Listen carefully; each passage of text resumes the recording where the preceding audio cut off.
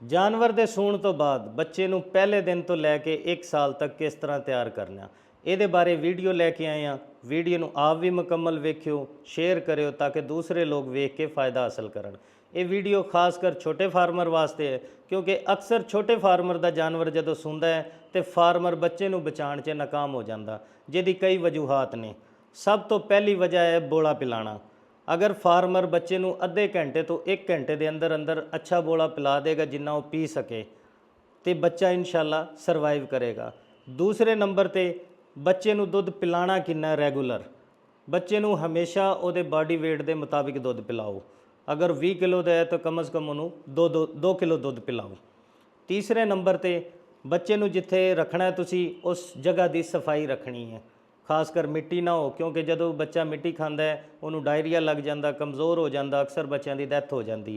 अगर बच्चे बच जाते हैं तो उन्हों की ग्रोथ उस तरह नहीं होंदी जिस तरह होनी चाहिए है। अगर जिहड़ा वज़न वो 90 दिनों च करदा तो तकरीबन बाद च 200 दिनों च जाके उन्नी ग्रोथ करदा, जिहड़ा फार्मर का नुकसान है। उस तो हट के बच्चे नूं फार्मर की करते हैं, फौरन ग्रीन चारा देना शुरू कर देंगे ने 7-8 दिनों बाद। ये फार्मर की गलती है, क्योंकि बच्चा उन्होंने अच्छी तरह हजम करने के काबिल ही नहीं होंदा।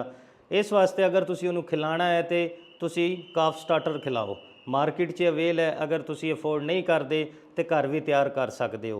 तुसी चोकर लै लो, मक्की का दलिया लै लो, सरों की खल लै लो, तिन्ने शैवां बराबर लैके इनू कुट के बरीक करके थोड़ा थोड़ा डालना शुरू कर दो तो इंशाल्लाह बच्चा जिहड़ा ना बहुत जल्दी ग्रोथ करेगा। उस तो बाद उहदी डिवर्मिंग का टाइम है, प्रॉपर टाइम ते डिवर्मिंग करवाओ। मौसम के लिहाज नाल जिहड़ी वैक्सीनेशन होंदी है वो वैक्सीन करवाओ तो इंशाल्लाह बच्चा तगड़ा भी होएगा, अच्छी ग्रोथ करेगा। अगर वच्छी है, कट्टी है, वो वक्त तो पहले इंशाल्लाह लगन के काबिल होएगी तो फार्मर नूं बहुत ही अच्छा माली फ़ायदा हासिल होएगा। उम्मीद करदा वीडियो अच्छी लगी होएगी, शेयर करियो ताकि दूसरे लोग वेख के फ़ायदा हासिल करन। शुक्रिया।